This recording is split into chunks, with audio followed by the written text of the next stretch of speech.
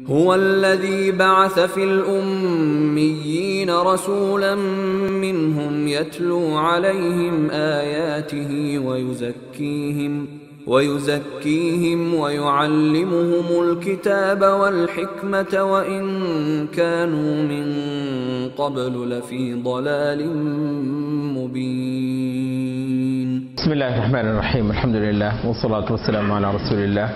أما بعد، اقتضاء الصراط المستقیم، مخالفت اصحاب الجحیم، اس کا دوسرا سیشن شروع ہو رہا ہے.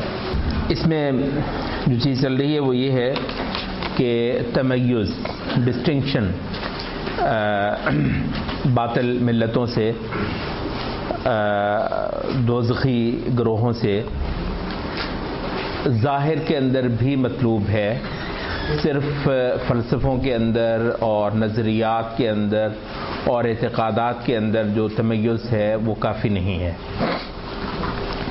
اور حقیقت کیا ہے؟ حقیقت یہ ہے کہ ملتوں کا جو فرق ہے وہ عوام الناس کی سطح پر ظاہر کے اندر کہیں زیادہ اہم بنا دیا جاتا ہے. ظاہری معاملات میں، کیونکہ ملتوں کا فرق جو ہے وہ کسی خاص انٹلیکچوئلز کو، خاص علماء فقہا کی سطح پر تو ہونا نہیں ہوتا ہے. یہ تو ایک پوری کی پوری کروڑوں کی، اربوں کی ایک امت ہونی ہے. تو وہاں پر جو ظاہر کے اندر دو صفحات کو الگ الگ کر دے، یہ کہیں زیادہ مطلوب ہو جاتا ہے. تو اس کی جو کچھ وجوہات تھیں وہ بیان کر رہے تھے. تو تیسری وجہ جو ہے وہ کہہ رہے ہیں کہ ظاہری وصف میں مشترک ہونا ہر دو کے مابین خلط کا موجب بنتا ہے. امتیں خلط ملط ہو جاتی ہیں، ملتوں کا فرق جو ہے وہ گڈمڈ ہو جاتا ہے، اس وجہ سے کہ ظاہری وصف کے اندر ہم نے اشتراک کو قبول کر لیا ہے. اگر ہم نے اشتراک کو قبول نہ کیا ہوتا ظاہری وصف کے اندر، تو محمد صلی اللہ علیہ وسلم کی امت اور مشرکوں کی امت یا دوزخی ملت، مغضوب علیہم الضالین کی ملت جو ہے وہ کبھی آپس میں خلط ملط نظر نہ آتی. اور اس ملت کا ایک ادنا سے ادنا آدمی بھی اس شعور سے لبریز ہوتا کہ بھی میں تو اپنے نبی کا پیروکار ہوں، میں تو اپنے نبی کا ساتھی ہوں، میں ان سے مختلف ہوں. تو جو ظاہری فرق جو کروانا جو ہوتا ہے وہ عوام الناس کی سطح پر تو اس لحاظ سے اور بھی زیادہ اہم ہو جاتا ہے. اچھا، کہتے ہیں کہ یہ جو بات ہم آپ کو بیان کر کے دے رہے ہیں یہ بھی اس وقت ہے جب اس ظاہری اشتراک کے اندر سوائے اشتراک کے اور کوئی خرابی نہ ہو. یعنی اشتراک بذات خود ہی خرابی ہے. دوزخی جو ملتیں ہیں، نبی صلی اللہ علیہ وسلم کی جو منکر اقوام ہیں، ان کے ساتھ جو ظاہری اشتراک اگر مطلب ہے کہ صرف اس حد تک ہی ہو. البتہ کہتے ہیں کہ اگر اس میں یہ ہو اشتراک بھی ان اعمال میں ہو جن میں ویسے ہی ہماری شریعت نے منع کیا ہوا ہے، کام ہی حرام ہے، ٹھیک ہے، کام ہی ایک حرام ہے، بے حیائی ہے، غلاظت ہے، لچرپن ہے، یہ جو مطلب بےہودگیاں مختلف انداز کی ہوتی ہیں. شراب میں بھی رہیں آپ ان کے ساتھ بیٹھ کر، کہتے ہیں ہم ان کے بارے میں نہیں بات کر رہے ہیں کہ جی وہ جی مطلب ڈھول ڈھمکا ہو رہا ہے، شراب میں پی رہے ہیں، ناچ گانے ہو رہے ہیں، تو اس کے بارے میں ہم کہہ رہے ہوں کہ یہ ظاہری جو اشتراک ہے یہ نہیں ہونا چاہیے. نہیں، کہتے ہیں یہ تو پھر اور بھی خرابی ہے. ہم بات کر رہے ہیں جہاں اعمال میں فی نفس ہی ہماری شریعت نے مخصوص کر کے حرام نہ کی ہوئی ہوں چیزیں. البتہ جہاں شریعت نے اب وہ کچھ چیز کو حرام ہی کیا ہو تو اس کی سنگینی پھر اس سے بھی کہیں بڑھ کر ہے، اور وہ کہتے ہیں ویری کرتی ہے. کسی صورت میں وہ شرک ہوگا، اگر وہ عمل ہی شرک ہے ہماری شریعت کی روح سے، تو اس صورت میں وہ جو ان کے ساتھ ہمارا جو اشتراک ہے وہ شرکی نوعیت کا ہوگا. اگر وہ عمل فی نفس ہی حرام کی نوعیت کا ہے ہماری شریعت کی روح سے، تو وہ جو ظاہری اشتراک ہے پھر وہ حرام کی سطح کا ہو جائے گا. اعلیٰ حد القیاس تو کہتے ہیں یہ اس کی سنگینی اس صورت میں تو پھر کچھ اور بھی بڑھ جائے گی. ہم تو مجرد خالی اشتراک کی بات کر رہے ہیں کہ وہ بھی شریعت کے اندر جو ہے وہ درست نہیں ہے. اچھا، اس کے بعد کہتے ہیں کہ یہ صفحہ 80 اور 83 کے بعد کی جو عبارت، ایک خاص مسئلہ پر گفتگو سے پہلے آپ کو کچھ عمومی قواعد سے گزرنا ہوتا ہے، کیونکہ وہ مسئلہ ان قواعد کی ذیل میں لا کر ہی سمجھایا جا سکتا ہے. یہ وجہ ہے کہ ہم نے ابتدا میں کتاب، سنت اور اجماع سے اس اصول کے دلائل ذکر کر دیے کہ ہمارے دین میں کفار کی مخالفت کا حکم ہے اور ان سے مشابہت کی ممانعت۔ یہ کئی ساری جو حدیث سے جو نصوص ہیں وہ وارد ہوئی ہیں، وہ وہاں پر انہوں نے ذکر کی ہیں، ہم نے اختصار کی وجہ سے یہاں پہ نہیں کی ہیں، لیکن کچھ نصوص آپ سے بھی گزری ہوں گی کہ نبی صلی اللہ علیہ وسلم نے فرمایا خالف الیہود والنصارى خالف المشرکین من تشبہ بقوم فہو منہم، اور اس طرح کی کچھ نصوص جو ہیں وہ وہاں پر انہوں نے ذکر کی ہیں۔ اچھا، کہتے ہیں کہ یہ ایک اجمالی حکم ہے۔ آگے اس مخالفت و عدم مشابہت کی بعض صورتیں عام ہوں گی تو بعض صورتیں خاص، بعض چیزیں واجب ہوں گی تو بعض چیزیں مستحب۔ یہ اب معاملہ جو ہے وہ فقہیات کی طرف بھی بڑھ جاتا ہے۔ اچھا، اب یہاں جو لوگ فقہی باریکیوں کو نہیں جانتے وہ چیزوں کو بہت موٹے انداز میں لیتے ہیں، وہ کچھ الجھنیں بھی پیش کر دیتے ہیں، کہتے ہیں کہ یہ ایک آپ کو ایک اصولی بات جو ہے وہ بتائی جا رہی ہے۔ اب ہوگا یہ کہ کفار کے ساتھ مخالفت کے بعض امور واجب ہوں گے، بعض امور صرف مستحب ہوں گے۔ اب وہ باریکیاں ہیں جن کے اندر ہمارے لیے جانا بہت مشکل ہوگا، ہو سکتا ہے تھوڑی بہت وضاحتیں آگے چل کے ہو جائیں۔ بعض چیزیں مطلب مخالفت کہتے ہیں ایک اصولی طور پر کفار کی وہ مشروع ہے، مشروع جانتے ہیں نا کہ شریعت کے اندر مقرر ٹھہرائے گی چیز کو ہم کہتے ہیں مشروع، تو اہل کفر کی مخالفت اصولی طور پر مشروع ہے۔ اہل کفر کے ساتھ جو تشبہ ہے وہ اصولی طور پر ممنوع ہے۔ البتہ یہ جو ممنوع ہے بعض چیزیں شرک کی سطح کی ہوں گی، بعض چیزیں حرام کی سطح کی ہوں گی، بعض چیزیں مکروہ کی سطح کی ہوں گی۔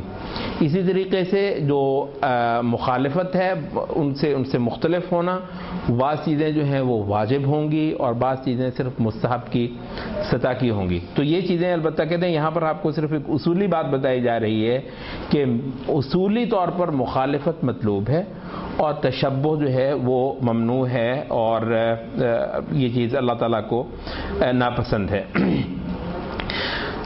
اس کے بعد کہتے ہیں کہ اب یہاں ایک نقطہ ہے جس کی میں نے اس کتاب میں خصوصی نشاندہی کی ہے، اس کو خوب ذہن نشین کر لیجئے۔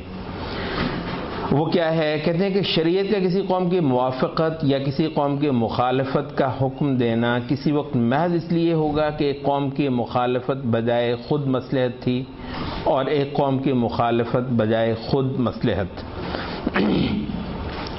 اچھا، یہ جو بات ہے وہ یہ کہہ رہے ہیں کہ بسا اوقات یہود سے کہ جو ہے وہ مشابہ سے منع کر دیا جاتا ہے کہ کہنے لگے کہ یہ جو ہے فلاں چیز جو ہے نا وہ اس طریقے سے کرتے ہیں۔ روزہ مثلاً اہل کتاب جو ہیں وہ سحری جلدی کرتے ہیں، افطاری لیٹ کرتے ہیں، تو تم ان کی مخالفت کرو، سحری کو جتنا آخر تک لے کر جایا جا سکتا ہے لے کر جایا کرو، حدیث کا مفہوم ہے، اور افطار جس قدر جلدی ہو سکتا ہو اس قدر جلدی کیا کرو۔ اچھا، یہاں پر دو چیزیں بیک وقت جو ہے نا، ایک ہے سحری کے احکام اور افطاری کے احکام، اور ایک ہے اہل کتاب کے ساتھ مخالفت اور مشابہت کے احکام۔ یہ دونوں چیزیں جو ہے نا وہ سائیڈ بائی سائیڈ چل رہی ہیں، اور اس کے اندر ویسے کہہ دیتے کہ بھئی سحری جو ہے نا وہ لیٹ کیا کرو اور افطار جلد کر لیا کرو، ویسے ہی کہہ دیتے۔ اس کے ساتھ جوڑنے کی کیا وجہ ہے؟ تو وہ کہتے ہیں کہ بسا اوقات یہ ہوتا ہے کہ ایک چیز جو ہے وہ فی نفس ہی شریعت کا مقصود ہوتی ہے، اس سے روکنا شریعت کا فی نفس ہی مقصود ہوتا ہے، اور اس میں اہل کتاب کی مخالفت جو ہے وہ اضافی طور پر ایڈیشنلی ساتھ شامل ہو جاتی ہے تاکہ اس شریعت کی جو ہے وہ روح جو اسپرٹ ہے وہ اس کے متبع پر کچھ اور بھی روشن ہو جائے، کچھ اور بھی ہو جائے، یا بعض اوقات آپ کہتے ہیں 2 in 1، مطلب ہے کہ اس میں آپ دوہرا اجر لے لیتے ہیں اور دوہری بنیاد پر آپ اللہ تعالیٰ کا تقرب حاصل کر لیتے ہیں، ایک اس عمل کے معاملے میں اور ایک اس عمل کی یہ اسپرٹ کہ اس میں اہل کتاب کی مخالفت کرتا ہوں۔ اچھا، اسی طریقے سے بسا اوقات یہ ہوتا ہے کہ کسی صالح یا صالحین کی مشابہت جو ہے وہ اختیار کروائی جاتی ہے شریعت کے اندر۔ اب نبی صلی اللہ علیہ وسلم کہہ رہے ہیں کہ خیر الصیام صیام داؤد، سب سے اعلیٰ روزہ جو ہے وہ داؤد علیہ السلام کا روزہ ہے. کان یصوم یومن و یفطر یومن، وہ ایک روز روزہ چھوڑتے تھے اور ایک روز رکھتے تھے. تو یہ بہترین جو روزہ ہے وہ. اب اس میں ایک تو فی نفس ہی ایک دن چھوڑ کر روزہ رکھنا، فی نفس ہی یہ جو عمل ہے اس کا حسن، اس کا اللہ تعالیٰ کے ہاں پسندیدہ ہونا یہ بیان کیا جا رہا ہے. دوسرا داؤد علیہ السلام جو کہ اللہ تعالیٰ کو بہت ہی پسندیدہ انسان ہیں، نبی ہیں اللہ تعالیٰ کے، بہت بڑا جہاد کرنے والی ایک تاریخ کی شخصیت ہے. تو ان کے ساتھ ایک قربت، ایک مشابہت جو ہے وہ پیدا کروائی جا رہی ہے. تو وہ کہتے ہیں کہ بسا اوقات یہ ہوتا ہے کہ ایک چیز سے محض اس لیے روک دیا جاتا ہے. یہ اب دوسری صورت ہے. دوسری صورت یہ ہوتی ہے کہ فی نفس ہی اس عمل میں کوئی ایسی برائی نہیں ہے، وہ اس جس عمل سے روکا جا رہا ہے اس عمل میں فی نفس ہی کوئی برائی نہیں. اس میں صرف برائی یہ ہے کہ یہ اہل کتاب کرتے ہیں، اس میں برائی صرف اتنی ہے. بعض ان کے جو پہناوے ہیں، پہناوے کے اندر فی نفسی کیا ہونا ہے، وہ جو مطلب یہ جو زنار سی وہ جو باندھتے ہیں عیسائی، ان سے مطلب ہے کہ ممانعت کی جاتی ہے. تو وہ کیا ہے، وہ عیسائی نہ باندھتے تو اس کو مسئلہ تھوڑی تھا کہ کوئی لباس ہے تو وہ باندھ لیں، کوئی اوپر باندھتا ہے کوئی نیچے باندھتا ہے تو باندھ لے. اسی طریقے سے کسی خاص رنگ سے جو ہے وہ منع فرمایا ہے، جیسے وہ جو پیلا رنگ کے کپڑے جو ہیں ان سے، کہ وہ ایک خاص قسم کے جو ان کے سادو تھے وہ پہنتے تھے. تو اس وجہ سے ان کا ویسے فی نفسی اگر کسی کو پسند ہے تو اس میں کیا ہوتا، لیکن یہ کہ اس سے اس وجہ سے ممانعت کر دی. تو کہتے ہیں کہ یہ اب فی عمل میں فی نفسی ہی کوئی ایسی چیز جو ہے وہ نہیں ہے. اب اسی طریقے سے بعض صالحین کے اعمال کی جو ہے نا وہ بتائی جاتی ہے، تاکہ اس میں بعض اوقات بعض صحابہ کے ہاں عام صحابہ سے بڑھ کر بھی پایا جاتا ہے کہ نبی صلی اللہ علیہ وسلم نے کسی خاص جگہ پر نماز پڑھی تھی. اب باقی فقہا کہہ بھی رہے ہیں کہ یہاں مطلب نماز پڑھنا کوئی دین کی ایسی بات نہیں ہے، وہ صرف اس وجہ سے کہ نبی صلی اللہ علیہ وسلم نے اس جگہ پر نماز پڑھی ہے تو میں بھی اس جگہ پر نماز جو ہے وہ پڑھ لیتا ہوں. اب اس میں مطلب ہے کہ فی نفسی اس عمل میں کوئی خاص چیز نہیں، اس جگہ کا کوئی خاص خصوصیت نہیں ہے، مگر یہ ہے کہ ایک صالح کی اس کے اندر جو ہے مشابہت پائی جاتی ہے کسی نبی کی، کسی ولی کی، کسی صالح آدمی کی. تو عمل میں فی نفسی ہی کوئی خصوصیت نہیں ہے، بس اس کی خوبی یہ ہے کہ اس میں کسی صالح کی مشابہت ہو رہی ہے. تو یہ شریعت میں بسا اوقات مستحسن ہوتا ہے. اور اسی طریقے سے عمل میں فی نفسی ہی کوئی خرابی نہیں ہے، خرابی صرف اس میں یہ ہے کہ اہل کتاب کرتے ہیں.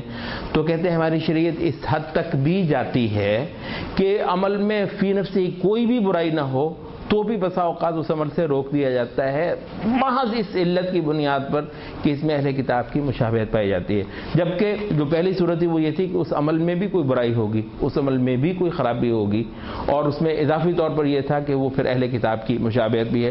تو یہ کہتے ہیں یہ جو مشابہت کے جو احکام ہمارے دین میں آئے ہیں، یا حتیٰ کہ مماثلت کے یا کسی کی پیروی کرنے کے جو احکام آئے ہیں، تو ان دونوں صورتوں کو وہ شامل ہوتے ہیں.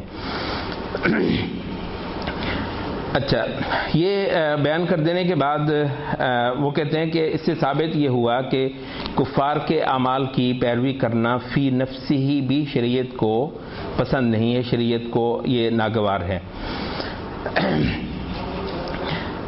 اچھا، اس کے بعد اگلی بات آ رہی ہے کہ کتاب اللہ کی دلالت، یا چند ایک نصوص وہ قرآن مجید سے لے کر آئیں گے. اس سے پہلے وہ ایک اصول ہمیں دے کر جا رہے ہیں. وہ کہہ رہے ہیں کہ یہ چیز سمجھ لو کہ ایک چیز کی جو قرآن مجید کے اندر اجمال کے طور پر شریعت کا ایک باب جو ہے وہ دیا جاتا ہے، پھر سنت اس کی عملی شکل کو واضح کرتی ہے.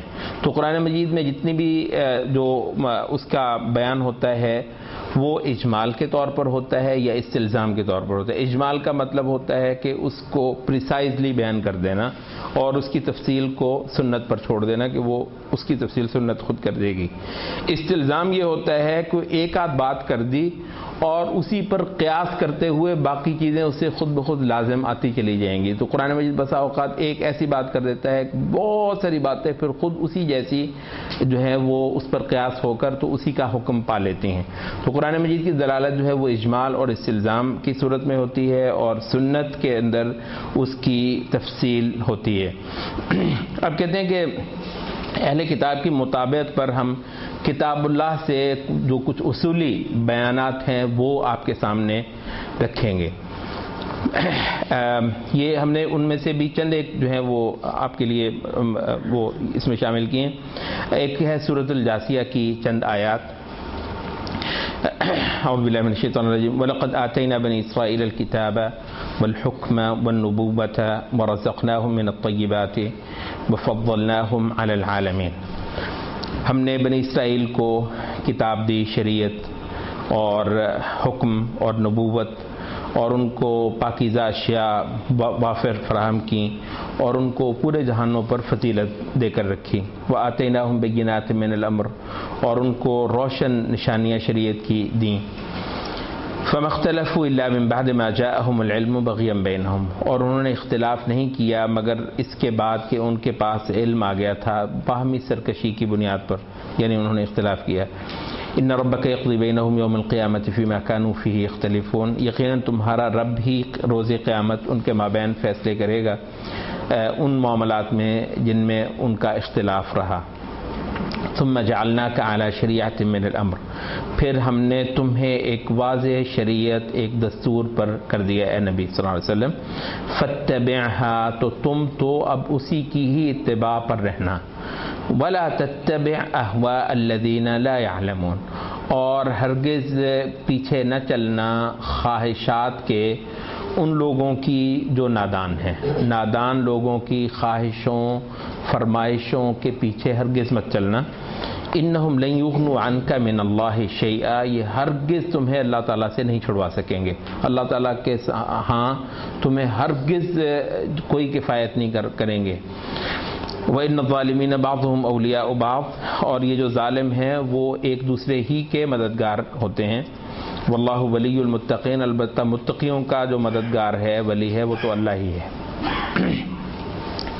اچھا، یہ جو آیات یہاں پر آئی ہیں اس میں ہمیں بتایا گیا ہے کہ بنی اسرائیل کو شریعت دی گئی تھی، اور اس سے ان کا جو انحراف ہوا وہ اختلاف کی راہ سے ہوا. انہوں نے، اور اختلاف بھی وہ جو بالکل واضح روشن بین علم کے ہوتے ہوئے انہوں نے محض آپس کی ضد بازی میں آ کر آپس میں ایک دوسرے کو نیچا دکھانے کی غرض سے اور اپنی چڑھ بتانے کے لیے اور اپنی جو برتری ہے وہ ثابت کرنے کے لیے مختلف گروہوں نے شریعت کے اندر اختلاف کر لیا، یہاں تک کہ وہ شریعت کی پٹڑی سے ہی اتر گئے. اور ان کا کیس باقاعدہ طور پر جو ہے وہ پیش ہو چکا ہے خدائی عدالت میں. قیامت کے روز ان کا بہت زبردست فیصلہ اللہ تعالیٰ کرے گا.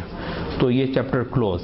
اب نیا چیپٹر کھلتا ہے، ایک نئی شریعت آتی ہے، اور اے نبی آپ کو جو ہے مطلب وہ ان سے خبردار رہنا ہے، اس شریعت کی اتباع کرنی ہے اور ان کی احوا کی پیروی نہیں کرنی.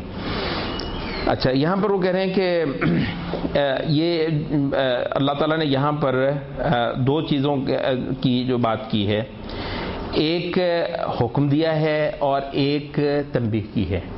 فاتبعها ولا تتبع اهواء الذين لا يعلمون. ایک حکم ہے، وہ کیا ہے کہ پیروی کرنی ہے اس شریعت کی، اور ایک تنبیہ کی ہے کس بات سے کہ نادان لوگوں کی فرمائشوں پر نہیں چلنا. اچھا، اب کہتے ہیں کہ جو نادان لوگ ہیں الذین لا يعلمون، احواء الذین لا يعلمون، لا يعلمون سے مراد کون ہے؟ کہتے ہیں کہ یہاں پر لا يعلمون سے میں وہ سب لوگ آتے ہیں جو شرع محمد صلی اللہ علیہ وسلم کی مخالفت کریں، وہ سب لا يعلمون میں آتے ہیں. وہ یہود ہوں، وہ نصارہ ہوں، وہ مشرکین ہوں، وہ منافقین ہوں. جو لوگ شرع محمد کی مخالفت کرنے والے ہیں وہ لا يعلمون میں آتے ہیں. اچھا، ان کی احوا کیا ہیں؟ ان کے نفوس کی خواہشات اور ان کی فرمائشیں،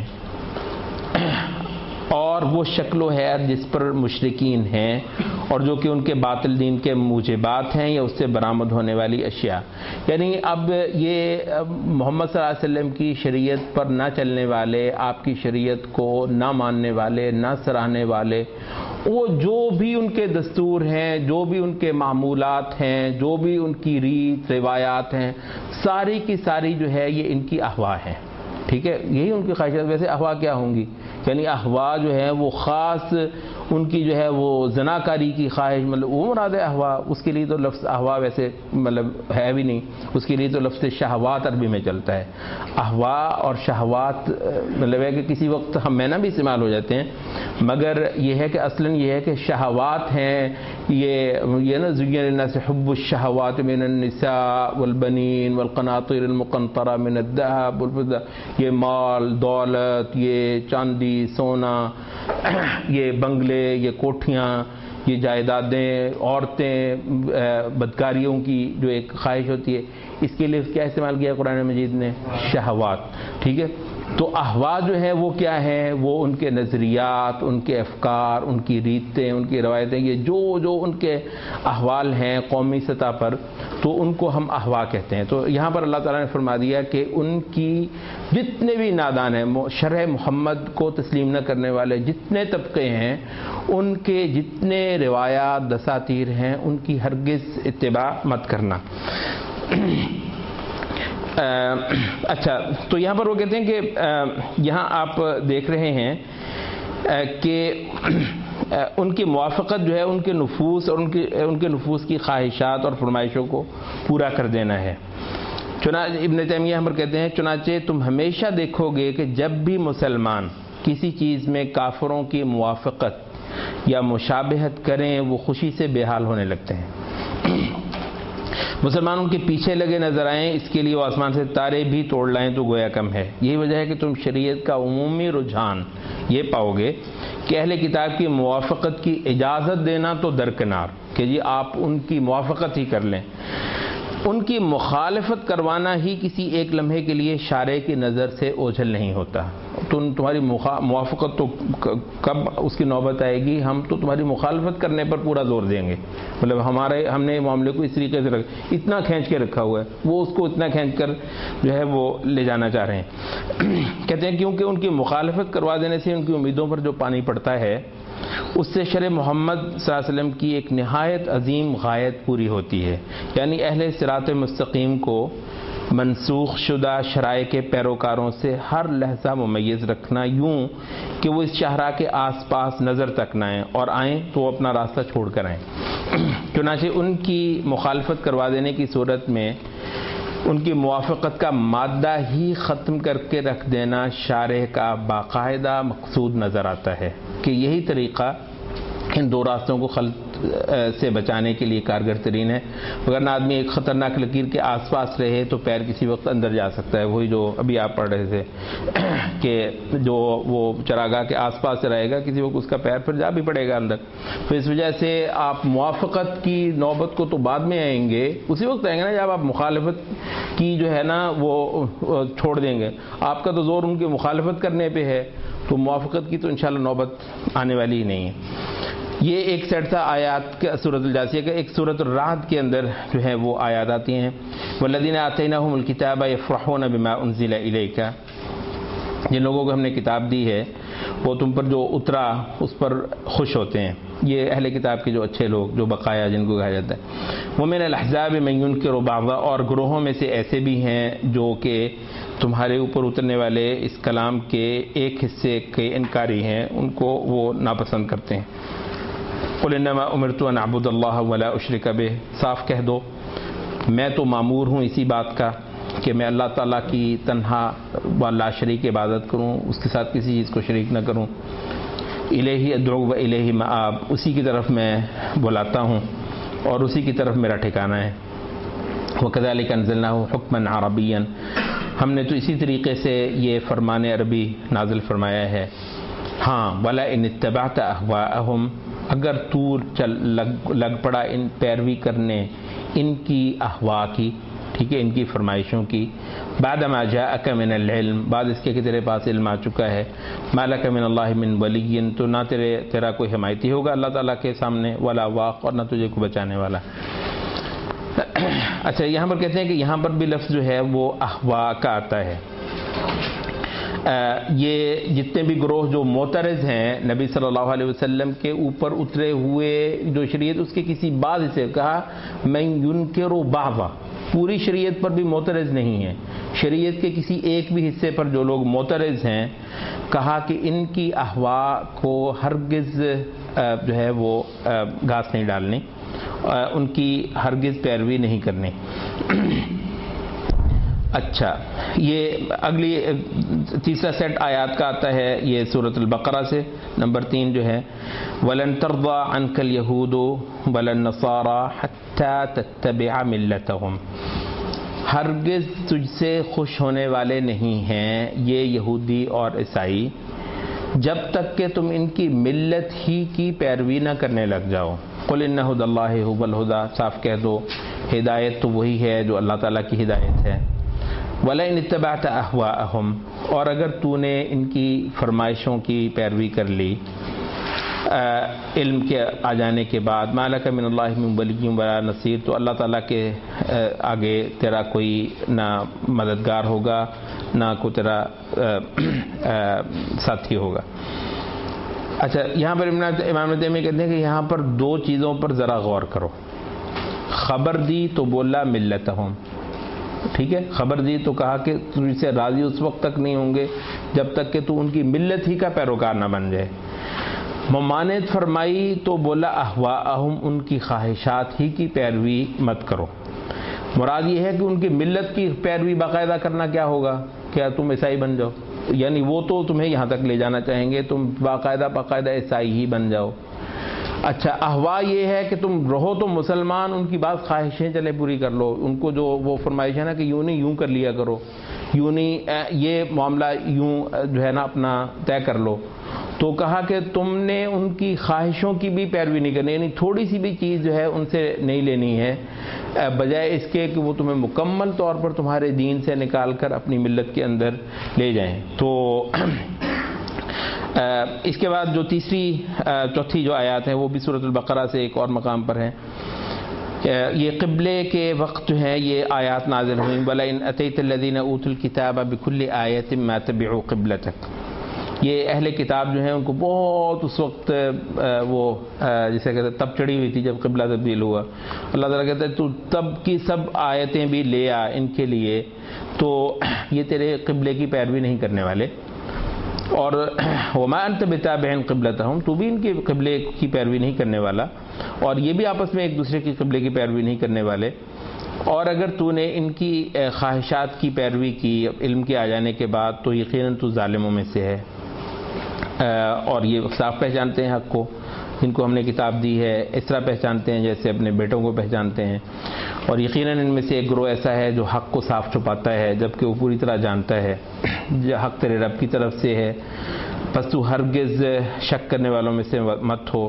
ہر ایک کے لیے ہی ہم نے کوئی نہ کوئی رخ رکھا ہے، کوئی جہت رکھی ہے، اور وہ اس جہت کی پیروی کرنے والا ہے، اس کی طرف رخ کرنے والا ہے، تو پھر تم نیکیوں میں سب سے آگے بڑھ جانے والے بن جاؤ، جہاں پر بھی ہو اللہ تعالیٰ تم سب کو لے آئے گا، ان اللہ علی کل شیء قدیر۔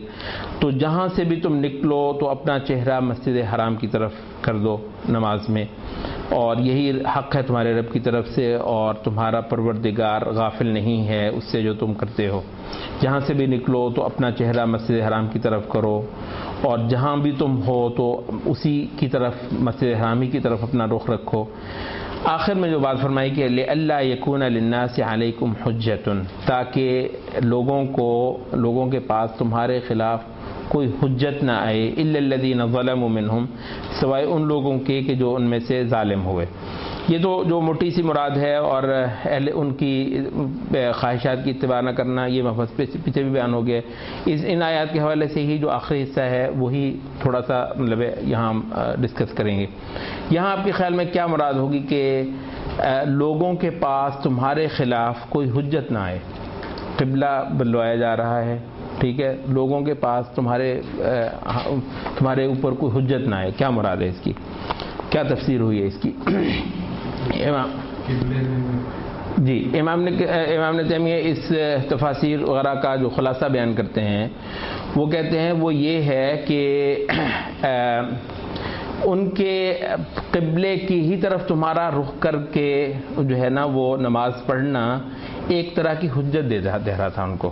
ایک کہتے ہیں حجت کہتے ہیں وہ کوئی بھی چیز جس کی وجہ سے ایک قوم کی چڑھ ہو جائے، ایک قوم کی جیت ہو، کسی گروہ کی، کسی فریق کی، اس کو حجت کہتے ہیں، ٹھیک ہے۔ تو وہ ایک طریقے سے وہ اس پر فخر کرتے تھے، اور اس پر وہ ایک پوائنٹ تھا ان کا کہ جی یہ رخ تو ہمارے ہی قبلے کی طرف کرتے ہیں۔ آپ کو علم ہے نا کہ ہمارا اس وقت کا موضوع اہل کتاب سے راستہ الگ کرنے کا مبحث ہے ہمارا، ٹھیک ہے؟ تو قبلہ جب کروایا جہاں وہاں پر بہت ساری چیزیں آپ دیکھ رہے ہیں کہ کئی ساری اس کی جو ہے نا بنیادیں بتائی ہیں اللہ تعالیٰ نے جب قبلہ تبدیل کروایا۔ حالانکہ موٹی بات تھی، کہتے بھی رخ ادھر کو نہیں کرنا ادھر کو کرنا، بس دیٹس اٹ، جو ہمارے بھی بعض لوگوں کا خیال ہے کہ شریعت میں جو ہوتے ہیں نہ کوئی علتیں ہوتی ہیں، نہ کوئی حکمتیں ہوتی ہیں، نہ معانی ہوتے ہیں، نہ غایتیں ہوتی ہیں۔ بھائی تو شریعت پر تو عمل کر کے وہ لطف آتا ہے، اس کی تو ایسی ایسی خوبصورت جہتیں ہیں کہ کمال ہو جاتی ہے۔ تو یہ تھوڑی ہے کوئی مطلب کوئی نیری پوری استغفر اللہ کو فوجداری ٹائپ تھوڑی ہے کہ جی بس وہ ہے اس نے کہہ دیا سو کرنا ہے، ٹھیک ہے اس میں کیا شک ہے، اس نے کہہ دیا سو کرنا ہے، مگر یہ کہ اس شریعت کے اندر بہت سارے معاملات ایسے ہیں کہ جن کی سمجھ جو ہے وہ اس عبادت کو، اس عمل کو بہت ہی زیادہ پر لطف بنا دیتی ہے، بہت زیادہ بامعنی بنا دیتی ہے، اور اس کے اندر عبادت کے، تعبد کے اور اتباع نبی کے بے شمار پہلو جو ہیں وہ شامل ہو جاتے ہیں۔ یہ ہے بصیرت کی عبادت، یہ ہے بصیرت کی دینداری۔ تو یہ علم کے ساتھ ہوتی ہے، اور یہ اہل علم کے ساتھ وابستہ ہونے کے نتیجے میں انسان کو حاصل ہوتی ہے، جتنی اللہ تعالیٰ نے کسی قسمت میں کی ہو۔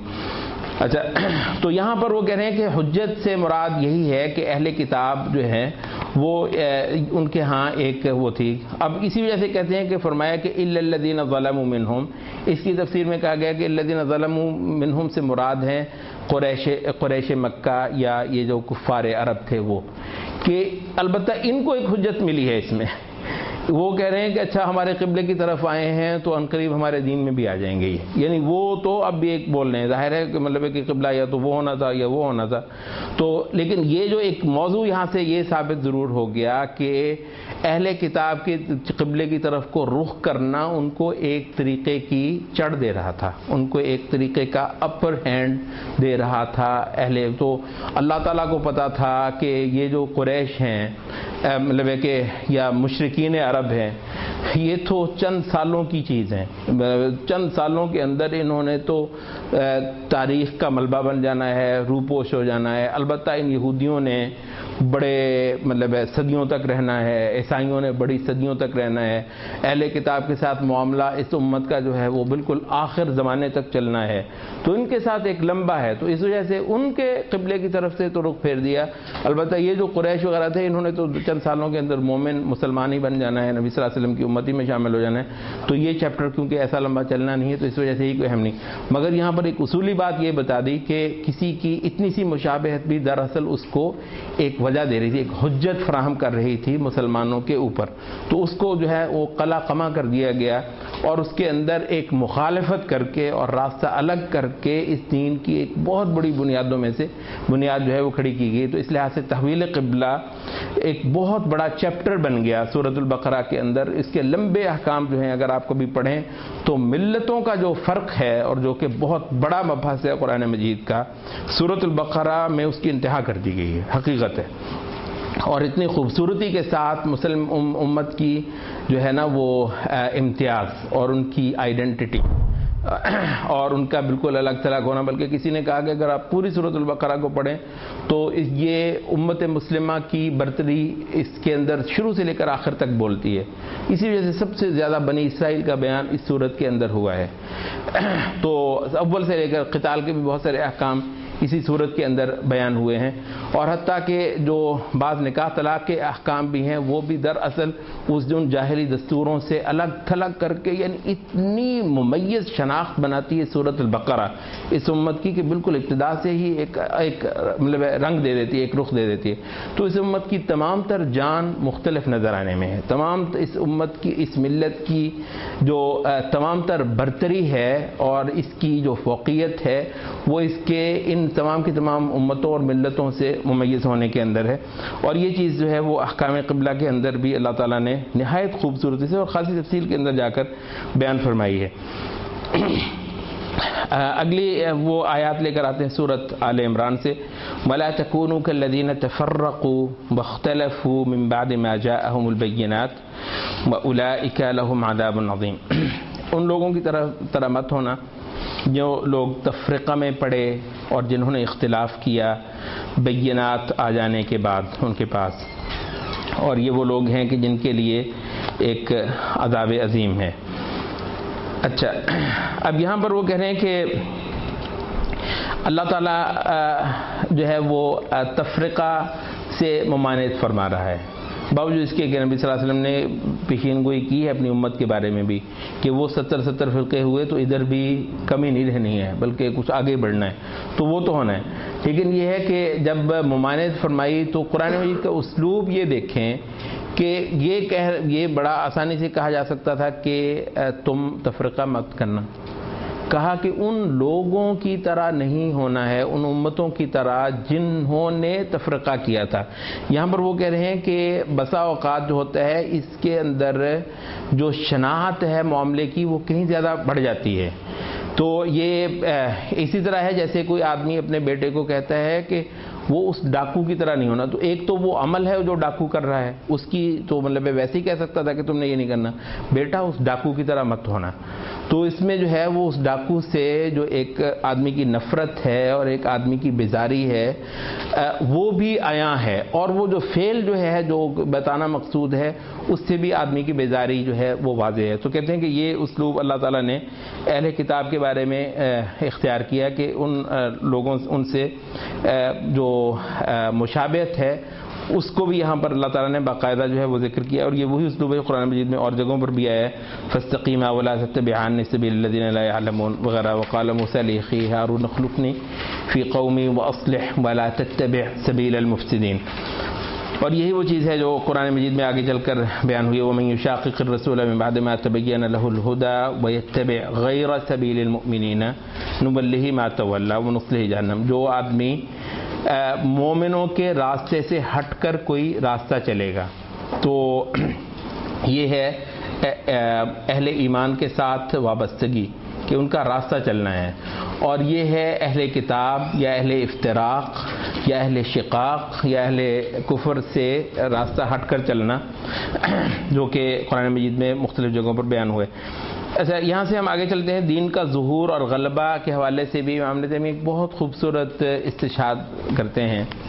یہ حدیث آپ نے سنی ہوگی بہت بار نبی صلی اللہ علیہ وسلم کی، لا يزال الدین ظاہرا ما عجل الناس الفطرہ لأن اليہود والنصارى یؤخرون۔ دین جو ہے یہ ظاہر رہے گا۔ یہ ظاہر سے مراد کون سے؟ اردو والا ظاہر، ویزیبل، عربی والا فاصبحوا ظاہرین، لا تزال طائفة من امتی ظاہرین، ٹھیک ہے؟ تو ظاہر جسے آپ کہتے ہیں چھایا ہوا، ظاہر چھایا ہوا، مطلب فوقیت پا کر رہنے والا، چڑھا ہوا، لیظہرہ علی الدین کلہ، وہ وہی ہے، وہی مادہ ہے، والذی ارسل رسولہ بالہدی ودین الحق لیظہرہ علی الدین کلہ۔ دین کا ظاہر ہونا مراد ہے دین کا غالب ہونا، دین کا چھا کر رہنا۔ اچھا، اس کے یہ مطلب ہے نبی صلی اللہ علیہ وسلم فرمایا کہ دین جو ہے یہ غالب رہے گا ہمارا اس وقت تک جب تک کہ لوگ افطاری میں جلدی کریں گے۔ عجیب بات ہے، لوگ جب تک افطار میں جلدی کریں گے دین غالب رہے گا۔ اس کی البتہ باقاعدہ وجہ بیان فرمائی آپ نے، کیا فرمایا؟ لِأَنَّ الْيَهُودَ وَالنَّصَارَى يُؤَخِّرُونَ، کیونکہ یہود اور نصارہ جو ہیں یہ مؤخر کرتے ہیں، افطاری کو لیٹ کرتے ہیں۔ اچھا، امام ابن تیمیہ کہتے ہیں کہ اس سے مراد یہ ہے کہ ہمارے دین کا ظہور جو ہے وہ کافر ملتوں کو مخالفت میں مضمر ہے۔ بہت ہی خوبصورت استدلال ہے کہ جب تک امت کے اندر یہ اسپرٹ رہے گی کہ وہ یہود اور نصارہ کے راستوں کے خلاف چلیں گے، یہود اور نصارہ سے اپنا فرق جو ہے وہ نہایت واضح اور نوٹیبل بنا کر رکھیں گے، راستے جب تک میری امت کے اور ان کے ملیں گے نہیں اس وقت تک دین کا علم سر بلند رہے گا، دین جو ہے اس وقت تک غالب رہے گا۔ اور جیسے ہی ان پر مٹی پڑی، یہ ملی جلی چیزیں لگنے لگ گئیں، مسلمان اور کفار یہ آپس میں ایک سا رہن سہن، ایک سی زندگی، ایک سے دستور، کون سی چیز ہے جو ایک سی نہیں ہے؟ تو جب یہ ہو جائے گی وہ فرق مٹ جائے گا، ملتوں کا فرق جیسے ہی مٹے گا دین کا غلبہ ختم ہو جائے گا، ٹھیک ہے، دین ظاہر نہیں رہے گا۔ تو ظہور دین، غلبہ دین، دین کا چھا کر رہنا جو ہے یہ دین کا قیام، اسی کے اندر مضمر ہے کہ توحید کی حقیقت نہایت جو ہے وہ ویزیبل رہے مسلمان معاشروں کے اندر، اور کافر ملتوں سے اس کا فرق جو ہے وہ بھی نہایت واضح رہے۔ تو میرا خیال ہے آج اس پر اکتفا کر لیتے ہیں۔